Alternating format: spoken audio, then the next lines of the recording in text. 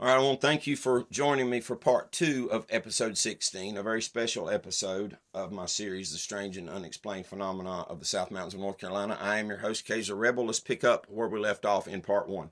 Now, I, along with 6 other people, this past Saturday, March the 8th, the afternoon of this past Saturday, we descended into creek bottom to set up camp. And our intent was to camp. Most of all, later in the night to execute a night hike and see what we could see, hear what we could hear. We got camp set up, fellowship. We didn't make any attempt to be stealthy or quiet because we have found in the past that doesn't seem to make a big difference. Now, the sun set. It was not quite the appointed time yet for us to set out on the night hike, and we were still talking and carrying on. But 2 of us heard the distinct sound of something walking up on the hill, a couple 100 feet or so from us, on the other side of an area thickly wooded by mountain laurel.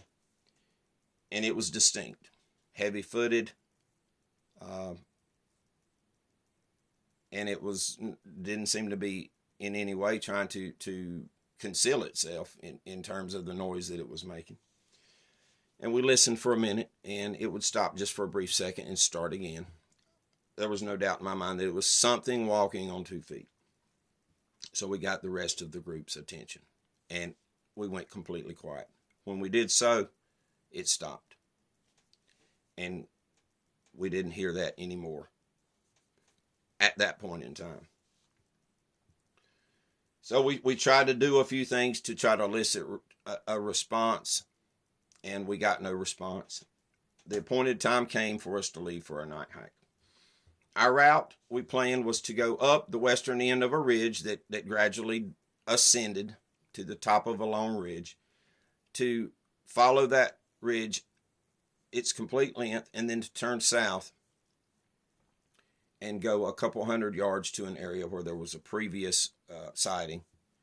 And we did so. We left out of camp. And once we got near the top of the ridge, just as we was completing our ascent, we heard the first of some of the strange sounds, the vocalizations. And we would stop along the way and just listen. Now, that's really all that happened for the first half of the hike. We reached the far eastern end of the ridge, and as planned, we turned south and went a couple 100 yards. As we did so, we were immediately hit by the quintessential smell. I've talked about it before. You've heard it spoken of on other shows and documentaries, but there was no mistake.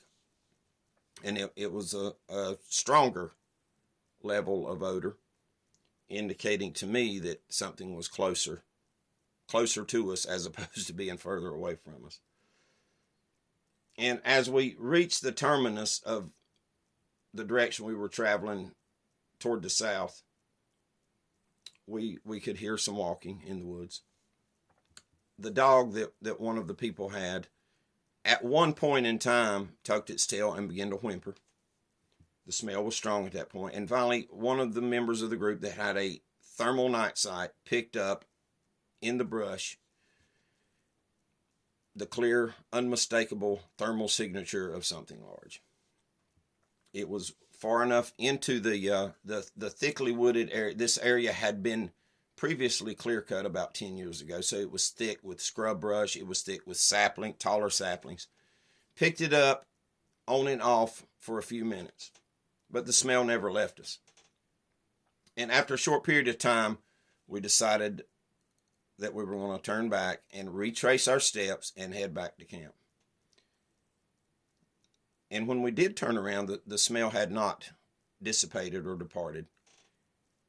And as we continued our hike, just as we were making our turn to start traveling due west, something was thrown and disturbed the foliage directly behind us. We didn't ascertain what was thrown. It was something fairly large. It created quite a stir in the foliage. But we noticed that off to our left, which would have been to the south, something was paralleling us. At the time, I estimated a couple 100 feet away at most. We would stop, and my team member with the thermal scope was very voraciously scanned the area with the thermal scope, and he picked up something. And this something that was paralleling us, it did so for 15 minutes. And we picked it up on thermal almost the whole time, to the extent that everybody in the group had their turn at being able to look through the thermal sight and see whatever this was off in the distance.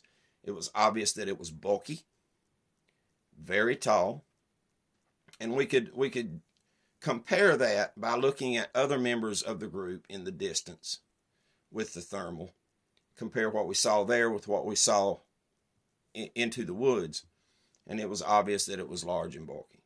The smell was still very much strong, and when we would stop, it seemed to stop walking, at least most of the time. And we continued. We would make some headway. We would simply proceed forward to see what it would do, and it simply kept the same distance from us, but stayed up with us. And then there was one point when members of the group saw strange, unexplained lights. Another episode, I only have 10 minutes, but I got one of the, two of these strange lights, actually, different color lights in the trees off in the distance. And perhaps I'll do an episode on that in the near future. But it followed us for a while, and finally, as we were getting ready to descend off the western end of that ridge, it stopped. Soon the smell dissipated, and we made our way back to camp. When we got back to camp, there was nothing else remarkable that happened from then until the time that most of us started to bed down. However, after a couple hours after bedding down, we began to hear in the near distance some vocalizations, some howls, some whoops, tree knock, something hitting on a tree one time. And occasionally the faint whiff, I could even smell it laying in my tent, that faint but foul, strong odor that I've smelled and others have smelled so many times in this area. And about 3 a.m. that morning, Sunday morning, again, something began to lurk outside of our camp. Clearly the same thing, heavy steps, walking on 2 feet, and it was far enough up the hill where we couldn't detect it visually at all, but we could definitely hear it and smell it. Nothing else happened the remainder of the night. We woke up the next morning, and there was good news. Everybody was alive and accounted for. So I'm handing all this to you. You make of it what you will, but these things definitely happened. These are all physical things that we saw, that we heard, that we smelled. And oh yeah, by the way, I mentioned the pristine footprint. I'm not gonna leave you hanging. We cast it 13 inches long and impressed in the dirt almost 3 inches. So whatever made this print, after comparing it to my impressions, to how deeply my foot impressed the earth, whatever made this was over 500 pounds. You guys let me know what you think. Just remember to be nice. I appreciate all of you. I'll see you next week.